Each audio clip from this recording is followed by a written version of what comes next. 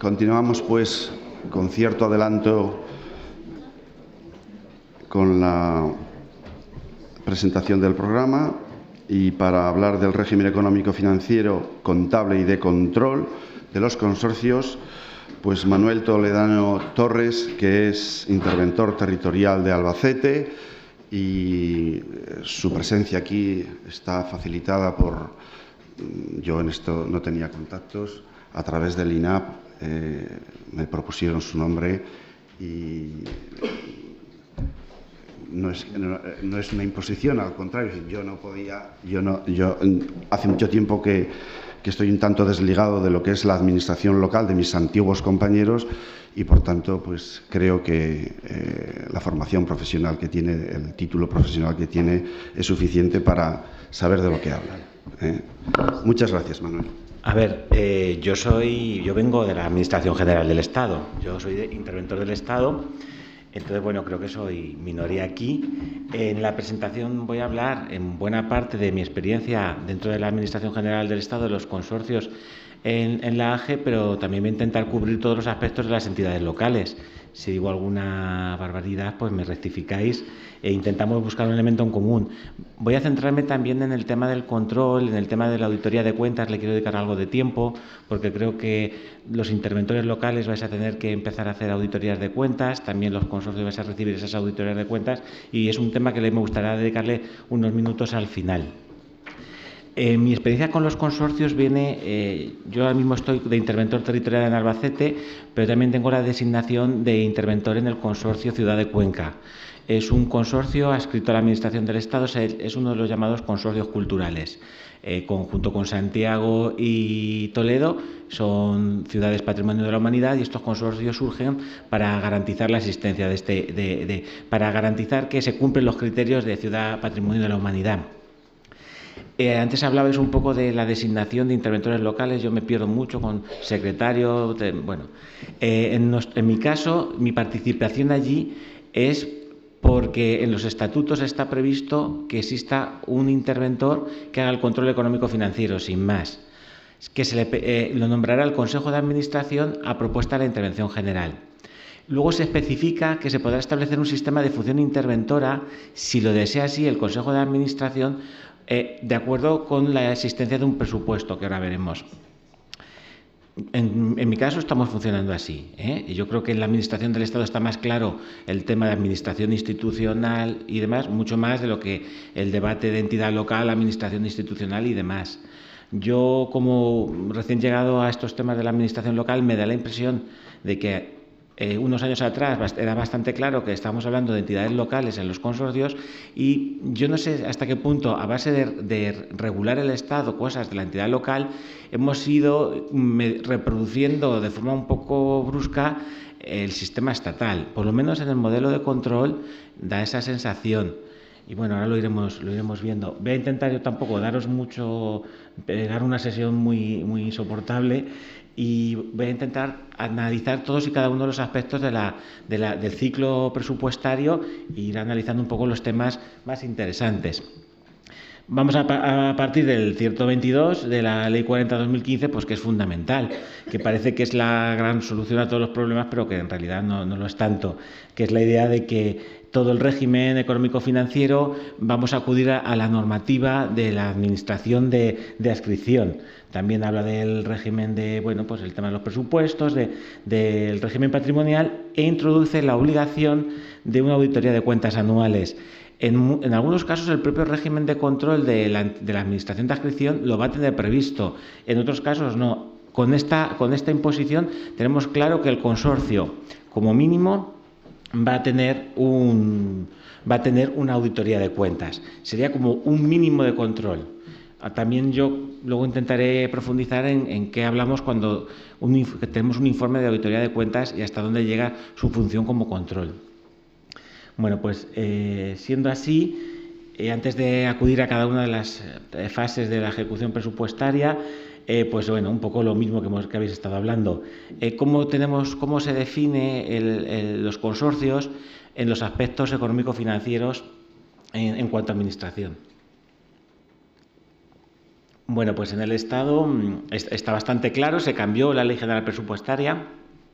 Pues es administración institucional, tenemos la AGE, la administración institucional, donde se encuentran organismos autónomos, otro tipo de entidades, y ahí se meterán los consorcios que sí que claramente pueden ser del sector público administrativo o del sector empresarial, conforme a los criterios que tiene la Ley General Presupuestaria, que están copiados de la contabilidad nacional, pues que no se dedica a la producción de bienes de mercado o que se dedica a la redistribución de la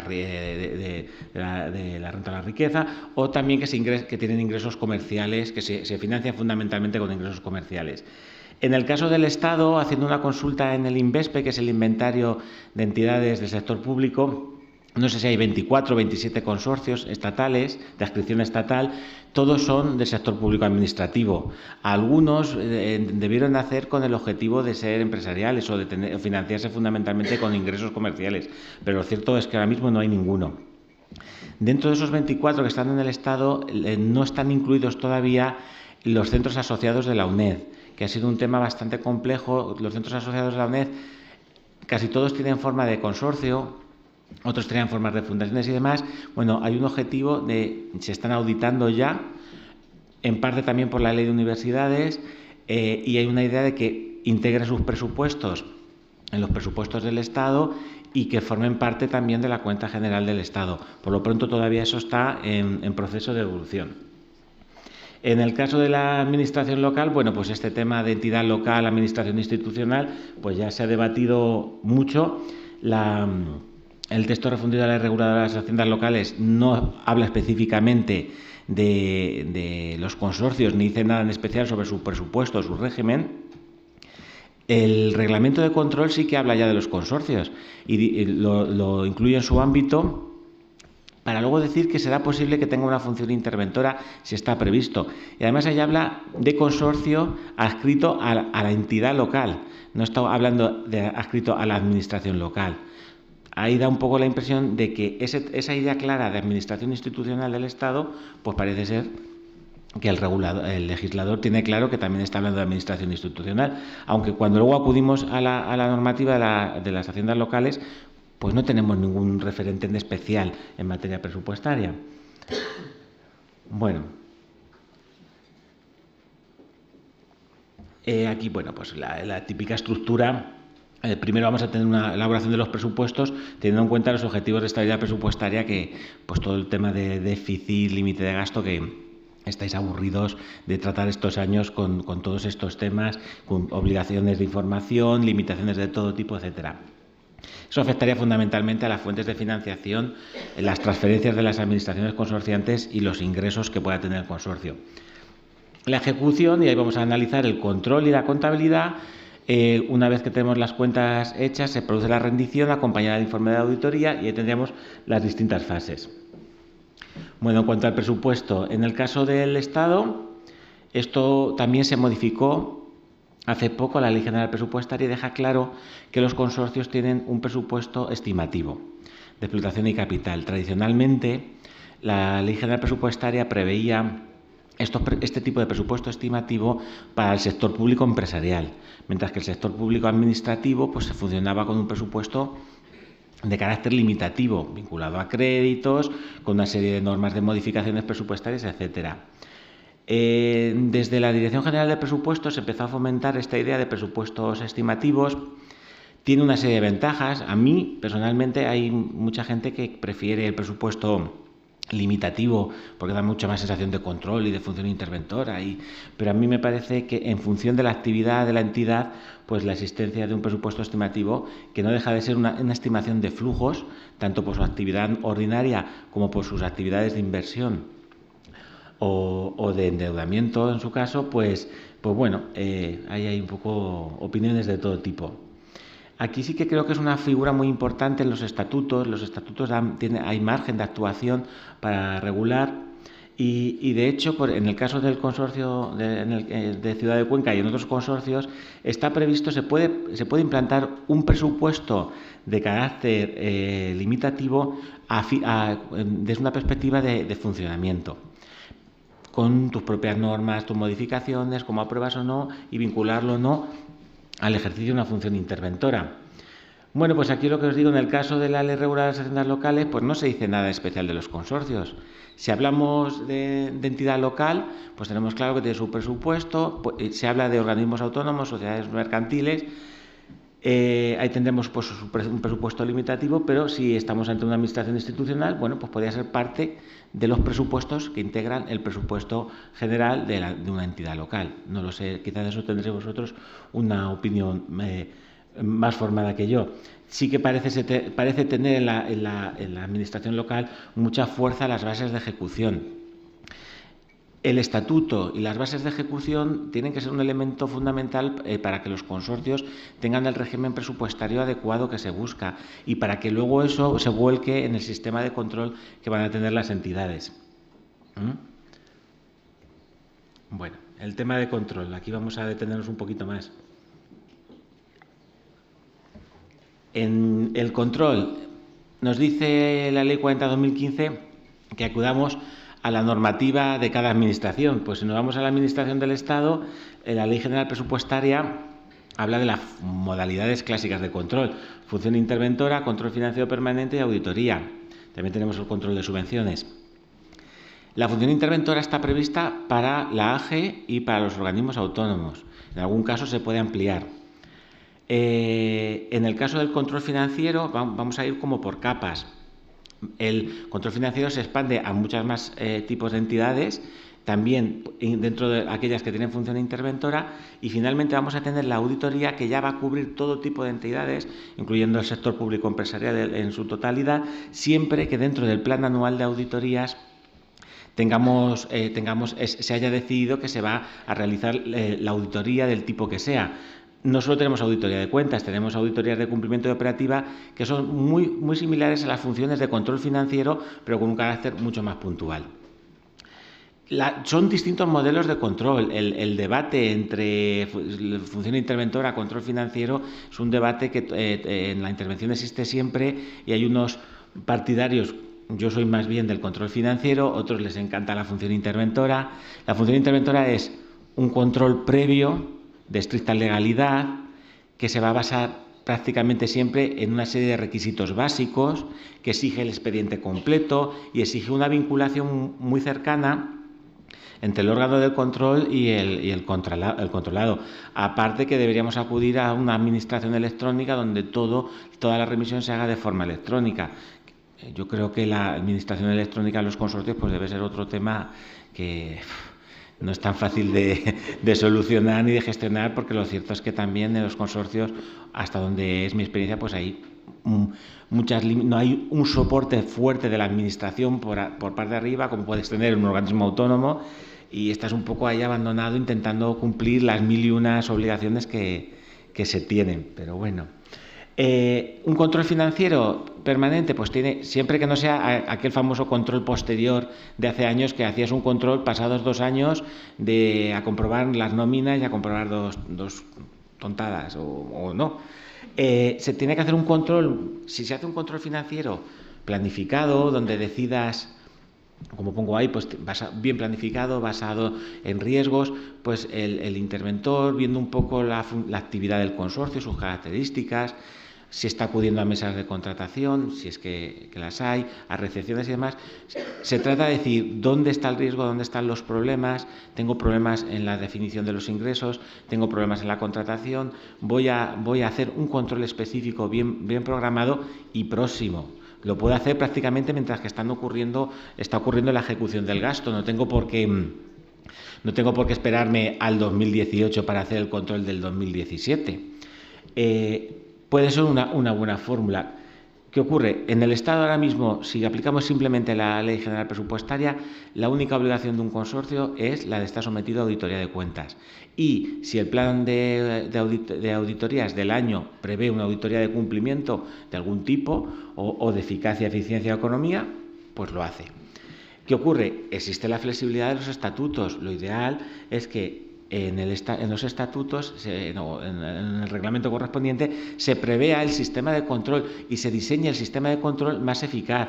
Para eso existe la posibilidad, en el caso del Estado, de convenios, en el que se firma con la administración. En el caso del Estado, cada consorcio está vinculado a un organismo, a un ministerio. En el caso de los culturales están vinculados al Ministerio de Hacienda a través de la subsecretaría. Bueno, pues nosotros estamos tramitando un convenio con la subsecretaría en la que vamos a definir una función interventora específica para las grandes decisiones que toma el Consejo de Administración o la Comisión Ejecutiva, es decir, lo que va a ser aprobado por la Comisión Ejecutiva se va a intervenir con carácter previo y ajustado a una serie de elementos básicos, los elementos propios del Acuerdo del Consejo de Ministros, es decir, que existe crédito, competencia, que se cumplen determinadas formalidades, especialmente en la contratación de subvenciones. Luego, un sistema de control financiero en el que a través de, por ejemplo, de muestreo se puedan comprobar los pagos más pequeños, en algunos casos existe caja fija, en otros no, se puedan comprobar las actuaciones del gerente, de todo tipo, puedas decidir analizar en profundidad la contratación menor o puedas decidir analizar la normativa laboral, si se está cumpliendo o no, o muchos aspectos. Determinados informes al principio del ejercicio presupuestario y con eso, en este caso nosotros consideramos que hemos diseñado que tendríamos un control adecuado. Cada tipo de entidad, según su actividad, si es más empresarial, si no lo es, si tiene más recursos, si tiene un interventor integrado en el consorcio o no. En nuestro caso, en el Estado, no está. La intervención viene desde el ámbito de la AGE.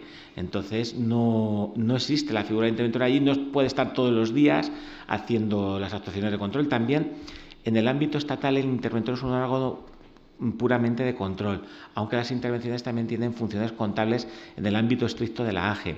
Yo creo que la entidad local, las funciones de Secretaría de Contabilidad, Tesorería y de Intervención quizás están como más entrelazadas. O la experiencia que he tenido yo al llegar a consorcios que tienen una naturaleza más local ha sido encontrarme un poco esa forma, una idea de la intervención, algo muy similar al interventor del Estado, pero algo distinto. Fundamental para que funcionemos bien y no gastemos los recursos, pues un buen análisis de riesgo y una planificación. No hace falta hacer 1000 controles, no hace falta hacer controles de cada capítulo presupuestario, repitiendo siempre las mismas cosas. Bueno, en principio hace falta conocer bien la entidad y acudir a lo que creamos. Primero, donde creamos que se puede estar gastando los recursos públicos de forma ineficiente y también pues para mejorar la gestión y para tener una idea de entre la gestión del consorcio y el órgano de control, pues que más o menos la cosa funcione y se puedan ir atendiendo todas las necesidades y todas las problemáticas que hay. En el caso de las entidades locales, pues acudimos a este Real Decreto 424, que es verdad que coge prácticamente lo mismo, la función interventora, el control, establece la idea de un modelo de control global, que en un número de años determinado se va a controlar todo. Ahí entendemos que con la auditoría de cuentas, al auditar el consorcio, ya estamos cubriendo esa necesidad de no sé si es un 80%, un 100% en 5 años, no sé cómo está definido. Igual está previsto en la función interventora entidad local y organismos autónomos. El consorcio, pues no lo sé, control financiero más amplio, pues también cabe plantearse la adaptación de este Real Decreto a la naturaleza de cada entidad, que son muy diferentes. Es un poco en el funcionamiento del control según se va produciendo la ejecución presupuestaria. El tema de la contabilidad. También la decisión si estamos ante sector público administrativo o ante sector público empresarial en el ámbito del Estado es importante, porque tanto para todos los consorcios, tanto la administración local como la estatal, tenemos la obligación de formular cuentas y la obligación de rendir cuentas al Tribunal de Cuentas. Lo ideal es que el consorcio tenga integrado su presupuesto, o si es una entidad en sí misma, tenga su presupuesto propio o esté integrado en el presupuesto general y luego vaya a formar parte de la cuenta general. Y en su caso se plantearán también los temas de consolidación contable, o por ejemplo en los consorcios vinculados a la UNED, pues se puede plantear la consolidación de todos los entes. O bueno, pues son temas ya contables importantes. ¿Qué hacemos? Vamos a aplicar en el sector público administrativo la Ley General Presupuestaria. Deja bastante claro que tenemos que acudir al Plan General de Contabilidad Pública, Pero tenemos distintas adaptaciones al plan de contabilidad pública. Tenemos, por un lado, la adaptación a la administración institucional, por otro lado, la Administración General del Estado. Eso tiene importancia en el aspecto presupuestario. La Administración institucional va a tener en cuenta qué tipo de presupuesto tenemos y, en el caso de tener un presupuesto estimativo, los requisitos contables de ejecución presupuestaria, la información de memoria sobre materia contable tal, es diferente.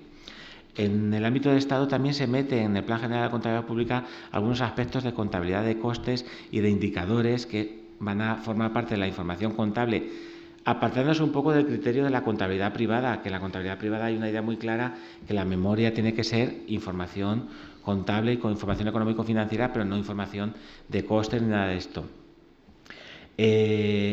Si estamos en el sector público empresarial, nos vamos a ir a la norma del Plan General de Contabilidad Privado. En principio, el Plan de Contabilidad Privado tuvo una gran reforma en el 2007. El Plan de Contabilidad Pública, que tiene carácter básico, se reformó para adaptarse al Plan de Contabilidad Privada. No debe tener una gran diferencia en la aplicación de los principios contables.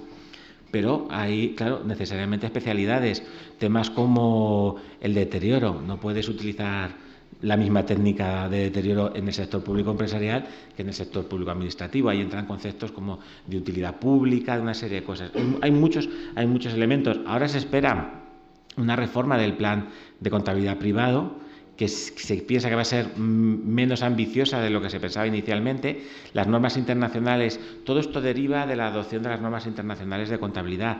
La norma internacional 9 de instrumentos financieros y de arrendamientos financieros ha cambiado y ya las entidades españolas que cotizan en bolsa y que son grupos consolidados están aplicando esa norma. En principio, el Plan General de Contabilidad Pública privada se va a cambiar, y más tarde más temprano encontraremos el de pública, pero parece ser que la reforma va a ser poco ambiciosa. En el caso de las entidades locales, pues nos vamos a la ley de las sociedades locales, y lo que dice es pues que vamos a aplicar contabilidad pública a través de las adaptaciones que hace el Ministerio de Hacienda por las órdenes de contabilidad, el modelo completo, simplificado y demás. Podemos hablar aquí del sector público empresarial, sector público institucional, administrativo, y si es empresarial deberíamos acudir la norma dice que sin perjuicio de las adaptaciones al plan de contabilidad privada. Bueno, pues ahí entra el tema. En función de cómo estén nuestras cuentas formuladas, vamos a remitirlas según los mecanismos establecidos en cada normativa al Tribunal de Cuentas. En el caso de la Administración del Estado hay un mecanismo a través de REDCOA, un mecanismo de remisión electrónica estandarizado al que se le adjunta el informe de auditoría. Y ahora sí que me quería detener un poquito en el informe de cuentas anuales. No sé qué tal voy de hora. ¿Vamos bien? Va a ir rápido hoy, no. La auditoría de cuentas. En el caso del Estado ya sabemos que la obligatoriedad hay de hacer auditoría de cuentas. Es muy importante tener claro el concepto, a lo mejor os parece una obviedad, pero ¿qué es un informe de auditoría de cuentas? No es un informe de control financiero, no es un informe de legalidad. El informe de auditoría de cuentas no es un sitio donde pones cualquier cosa, ¿no? El fin de la auditoría de cuentas es dar una opinión sobre si las cuentas anuales reflejan la imagen fiel de la entidad conforme a los principios contables y las normas de valoración de general aceptación. En el caso de la auditoría pública, además de eso, vamos a tener algunos elementos de legalidad, elementos presupuestarios que no son propios de la auditoría privada, pero en general la auditoría de cuentas hecha en el sector público es muy similar a la auditoría privada.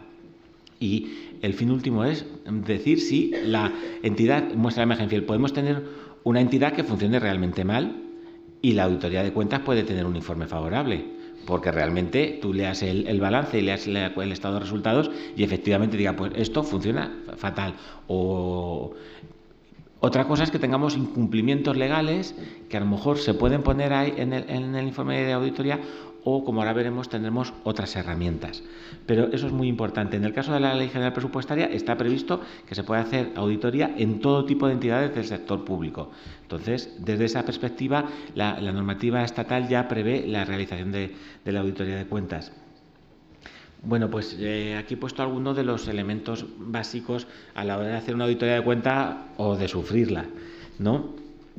Es Fundamental, tenemos una auditoría de cuentas en un plazo establecido, una vez que se formulan las cuentas. En algunos casos vamos a poder trabajar antes de la formulación, está previsto para poder avanzar en el trabajo, porque muchas veces los 3 meses previstos pueden ir un poco justos según te suministren la información.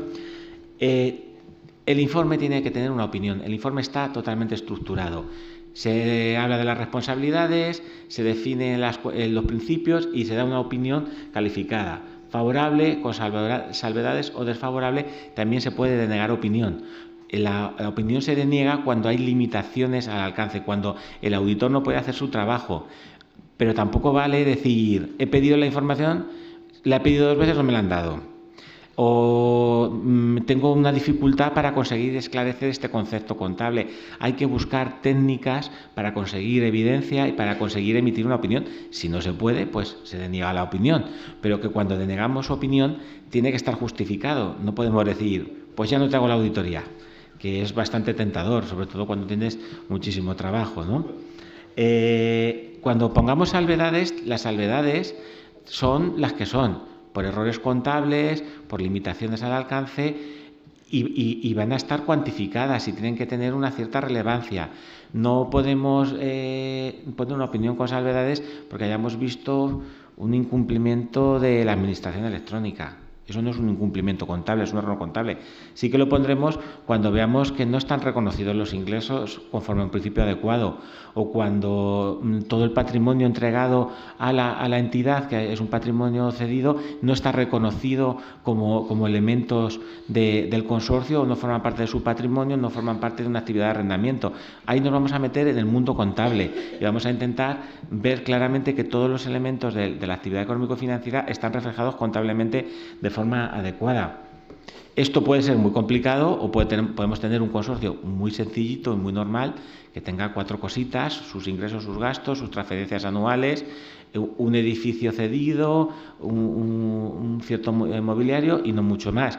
El primer año que hagamos la auditoría pues va a ser más duro, siempre es más difícil. Y sobre todo si nos encontramos ante una entidad que no ha llevado una contabilidad con un programa adecuado, o no ha llevado una contabilidad que no sabe si es pública o privada, o todo lo contrario, o estás utilizando un programa que lleva una contabilidad de documentos presupuestarios, pero luego no hace la traslación adecuada a la contabilidad financiera. Bueno, ahí pues vosotros conoceréis la realidad de cada uno de vuestros consorcios. Aquí lo digo, pues esto, los motivos son tasados, están definidos por normas técnicas. La norma técnica fundamental, la responsabilidad que tengáis como los interventores haciendo la auditoría, y también luego la responsabilidad de los gestores. Los gestores van a tener que dar información veraz, no van a tener que ocultar información y deben colaborar con el auditor. Y el auditor debe hacer su trabajo ajustado a las normas técnicas. Las normas técnicas marcadas por la intervención general, que son las que vais a aplicar vosotros, algunas tienen cierta antigüedad. Hay un proceso de adaptación a las normas internacionales de auditoría pública que también copian a las normas internacionales de auditoría privada. Y bueno, pues hay un proceso. Se tasa todo, el contenido del informe, cómo se va a evaluar el control interno. Si trabajas con auditores privados, hay con una contratación de auditor privado, te explican cómo tienes que gestionar esa contratación y está claro que la competencia última para firmar el informe va a ser tuya. Saldos, comprobaciones de todo tipo, utilización de muestreo. La verdad es que las normas de la IGAE son más reducidas, las normas internacionales son amplísimas. Están muy bien porque si tenéis un problema concreto, os vais a buscar la norma internacional y os va a dar muchas pautas. Pero lo normal es que con las normas que existen, el cuerpo básico de independencia, el cuerpo básico de informe y de materialidad y demás, con eso os podáis manejar perfectamente. Pero en la medida que tú trabajes con las normas técnicas, tienes claro, porque claro, en una auditoría tú no puedes ir a un consorcio, echar unas cuantas horas y volverte con la idea de que te sabes el consorcio entero y que no se te ha escapado una. Las auditorías se saben que es un número de horas con unas técnicas y, bueno, como os pongo aquí, que se basan en un error asumible.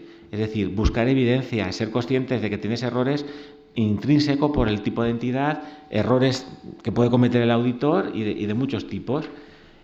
Para eso también vamos a aplicar la norma técnica de materialidad, muy importante cuando empecéis a hacer una auditoría. Lo primero que tenemos que hacer es planificarla y luego tener en cuenta la materialidad.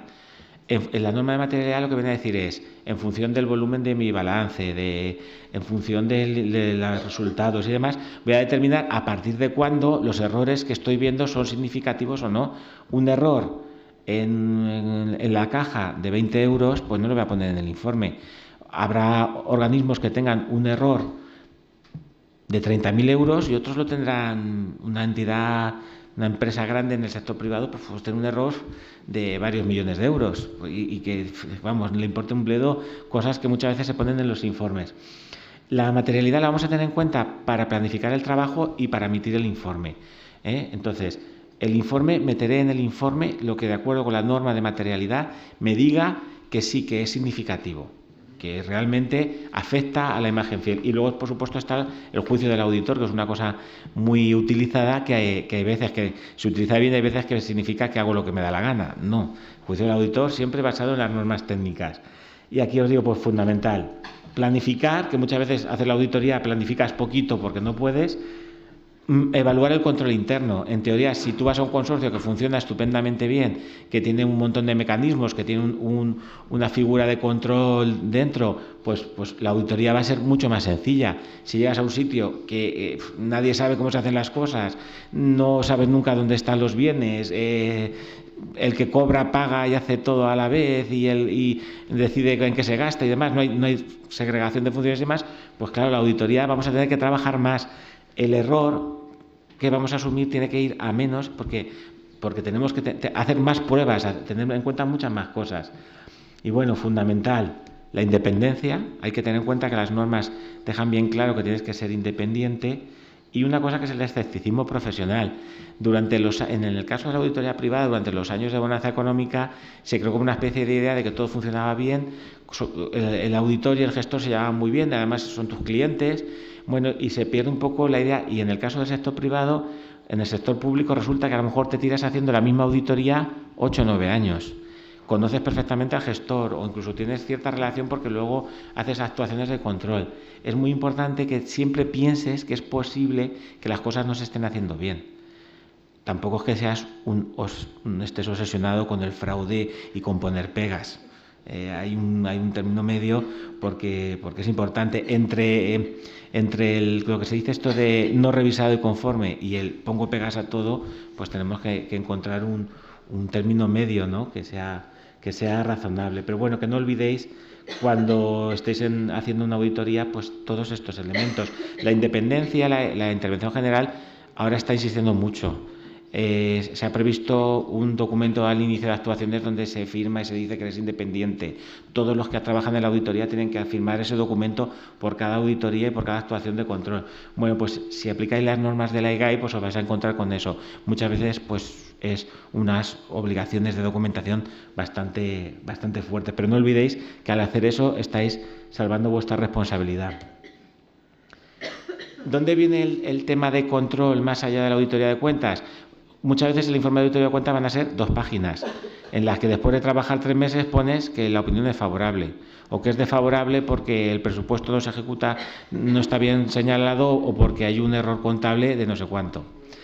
El informe complementario es lo que os va a permitir meter todos aquellos elementos que a lo largo de la auditoría han salido relacionados con incumplimientos legales o con debilidades de control, y es ahí donde debe estar. El informe de cuentas es un informe mucho más público que acompaña las cuentas anuales, entonces hay que tener cuidado, no poner datos. Es fácil ver informes de la auditoría de cuentas con datos personales, dando información innecesaria, eso hay que olvidarlo, Entonces, en este informe complementario que se emite en el plazo de 3 meses desde que sale el informe de auditoría de cuentas, casi siempre va a ser obligatorio siempre que te encuentres algún problema.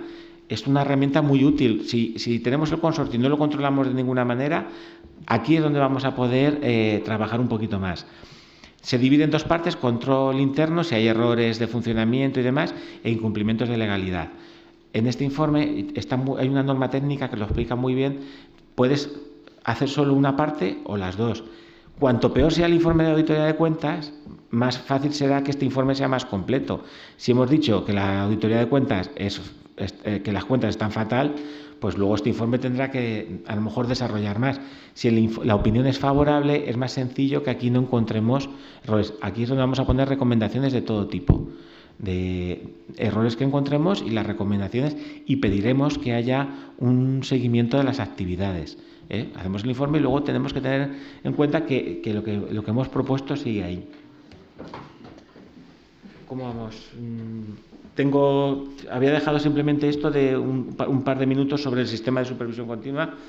Bueno, pues el sistema de supervisión continua, esto es más en el ámbito del Estado, pero al final en todas las administraciones tiene que existir.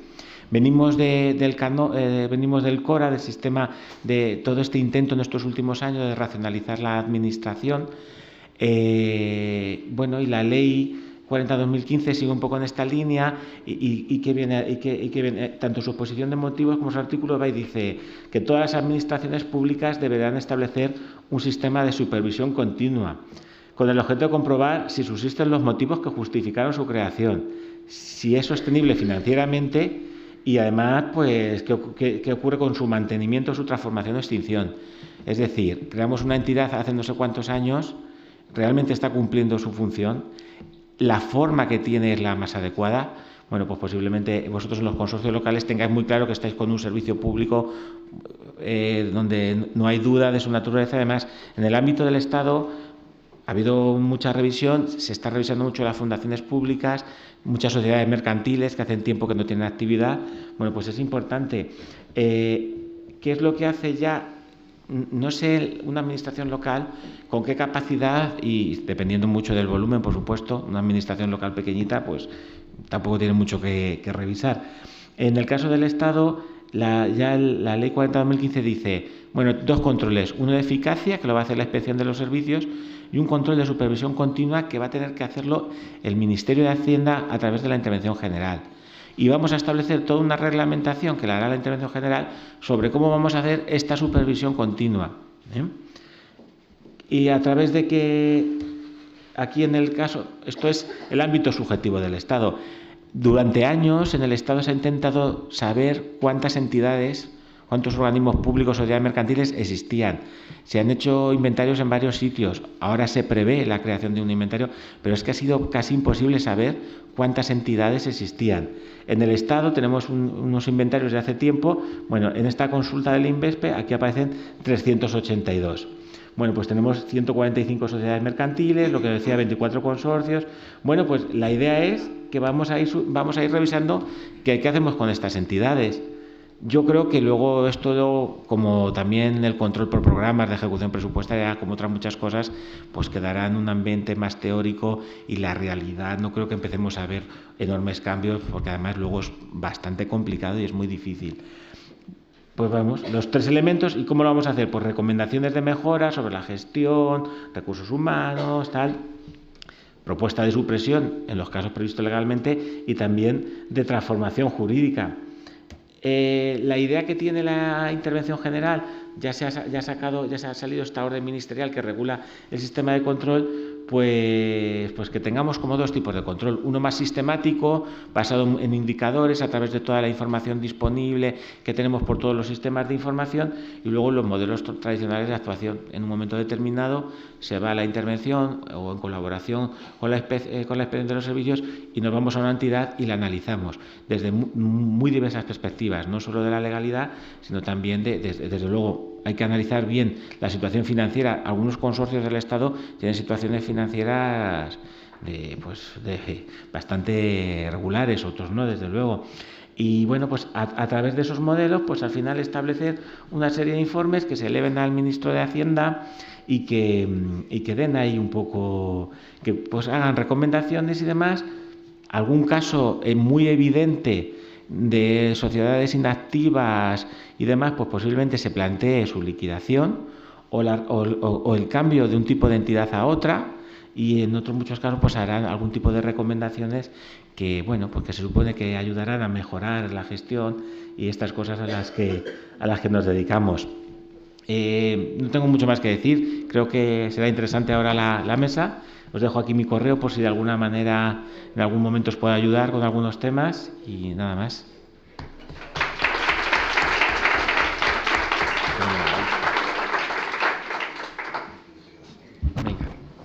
Pues agradezco a Manuel Toledano el esfuerzo de síntesis clarificación.